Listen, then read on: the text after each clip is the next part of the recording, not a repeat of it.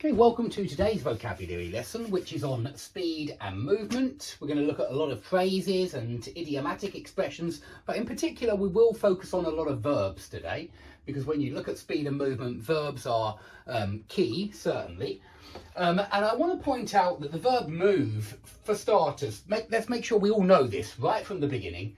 Move can mean just move, as in any movement. So he hasn't moved a muscle all day. We often say this when we say that somebody's been really lazy all day. They haven't done anything. They haven't moved a muscle all day. Or you can often hear people say he hasn't lifted a finger all day. So to lift a finger, it doesn't take much effort, does it, to lift a finger?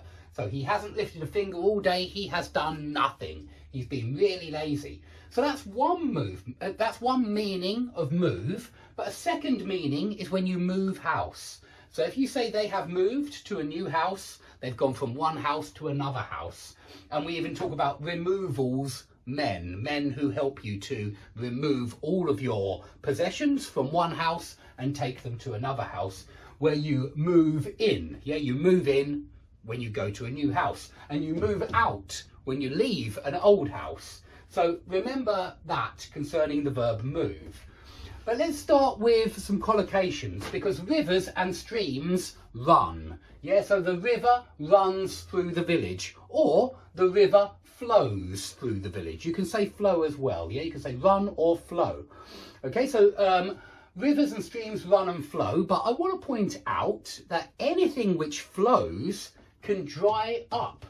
Now, money or funding flows, and for that reason we often say the money dried up, the funding dried up, and it means there was no more money, there was no more funding. And when the river dries up, there's no more water in the river.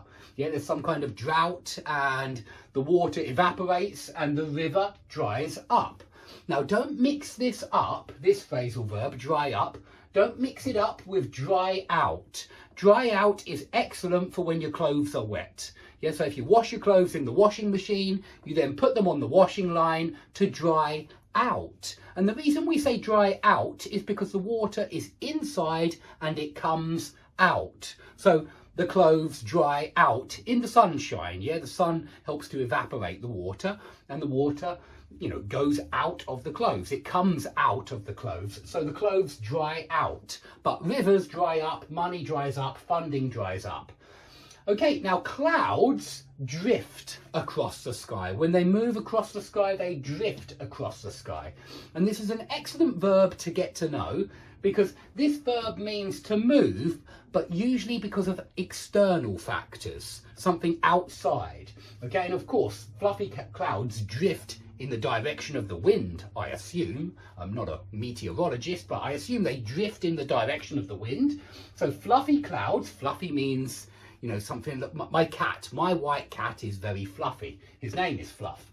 And so fluffy clouds drifted across the sky. They moved across the sky because of the wind. But we often use this verb drift for boats, because boats are often pushed around by external forces. And so the boat started drifting out to sea with the tide. This is very dangerous, especially if it's a small boat. So remember that the tide, we have very strong tides in my town, very, very strong.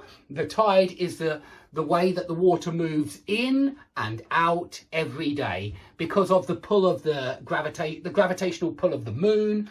It's also because of the gravitational pull of the sun, and it's also because of the shape of the earth. And so all of those factors cause this tidal effect where you get high tide and low tide. And your boat can start drifting with the tide, of course, and it can drift out to sea with the tide.